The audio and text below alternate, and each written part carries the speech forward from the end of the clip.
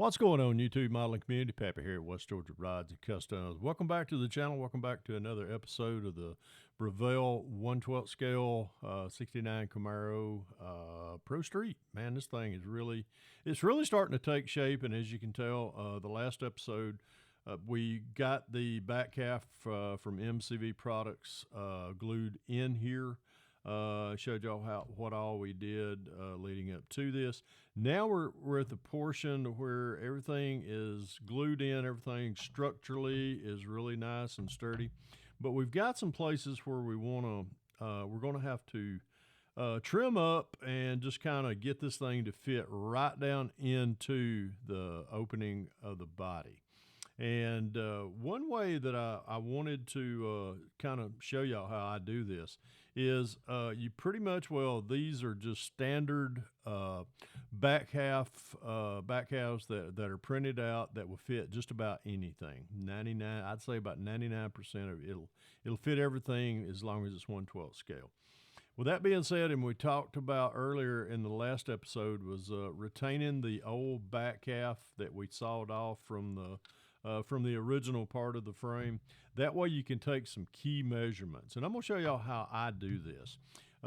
Two things that you're going to need is a good trusty Sharpie and a set of vernier calipers. And the reason I like using these is because they have two measuring points for like inside or outside. You know, you can take an inside diameter of a opening or the outside edge of something, and it'll tell you what the measurement is.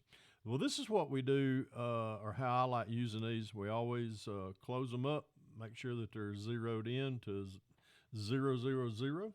And we start off on our measuring journey. I'm going to turn this around where we can get a little bit better. And this is how it would have came if it was still glued on. All right, remember earlier that we trimmed these bottom pieces off right here, and we retained them on this portion here to give us another glue attachment point to make this even sturdier. All right, now transferring everything over from from here to here, it's relatively easy, and there's a couple of ways you can do this, either with the calipers, or you can take this right here, the old piece, and just see. Well, it's actually wider, which the original back half is actually a little bit wider. So really, you're not going to have to trim anything off of the top part of the fender well or the wheel wells. Here's what we need to do, though. We just kind of want to take it and kind of roll it around, just kind of eyeball, looking at it from say the front of the, looking toward the back, seeing if there's anything that's really going to stand out. And of course, yes, there is. The first thing that stands out to me is, of course, these little winglets right here. They need to be trimmed in because they were flush on the original piece. So what I would do is right here on the fender well, we're going to flip this over. We're going to take kind of a measurement right here at the lowest portion, and we'll close that up. And now we're going to transfer that. So this is pretty much was smooth all the way up into here. So we'll start right here, and we're going to move. This is really right about here is where we're measuring at from the original to the new one. All right, we're here at the bottom, so we're going to roll up, say about a 1/4 inch higher on that fender well. We'll take our measurement, and right here at a 1/4 inch up, we're going to make a mark here. Once I've made that mark across here, we'll connect point A to point B, and we'll just draw us a line up through here. Another thing that you may find handy is a nice, good straight edge, as far as this little machinist ruler that I use a lot, and we can make you pretty much will lay it down like that, trace that. Now I've already marked these off, so this is where anything you see in this area right here where it's slashed out, that's going to be removed. And the same thing right in here. We'll take the Dremel saw, and we'll cut all that out here just in a little while.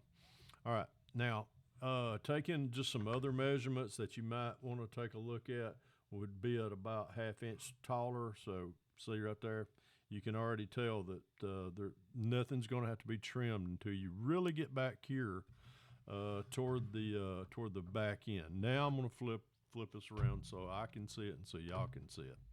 All right. Another thing is this area. We'll check this fender well right here, and we're going to kind of just see how much nothing needs to be trimmed out there. The next area that needs it's going to need some attention is going to be these little side pieces right here. So this is going to be pretty much right in here on the new back half. So we'll take that, we'll pull that to right there, and this is again we're pulling just kind of right about in that area. Put you a mark right there, another mark right there. Come all the way about a ½ inch down again, do another mark, and that's where I made this mark. And then right here at the very end of the old back half is right here. Put us a mark here and a mark here. Now it's just again pretty much we'll just lay this on this, make a mark here, make that mark there. And we remember earlier, just a few minutes ago, we went up about a ½ inch up on this old fender well. Make that mark at about a ½ inch. And what you'll do is you'll just, once you line these off, just kind of connect back up to right here. And that's where you're going to start your trimming. Now, the last thing in order that I would suggest is measuring from, say, where the original cut was at to right about there. And let's and here, same thing. I'm gonna go to the top of that, the top of this transmission well, and then we make a mark there. We come over here, make us another mark right here, and same thing. We come over here and make that mark there. Then once you've got 3 points established, it's telling you how much you're gonna have to cut off from right here to right here. So here's what we'll do. We'll just take our handy dandy little machinist ruler, make that mark down through there, and then all this right here where I have it marked off at, thing dried, all that right there is going to have to come off. Now, what do I make these cuts with? Glad you asked. What I like to use is the good old trusty, just the old Dremel tool itself with a cutoff wheel.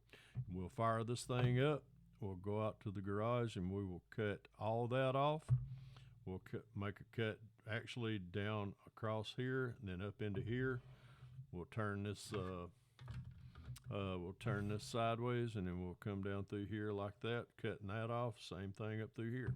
Once we've got all this cut off, just take a good piece of emery cloth or sandpaper or what have you. I like to use 100 grit, and smooth all that up, and get ready to drop it down in the body itself and start doing some checking.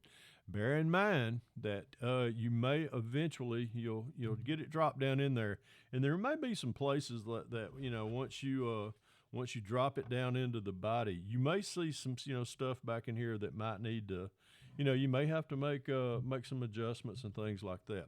So remember to take measure once, measure twice, cut off once. That way, because it's hard to add material back.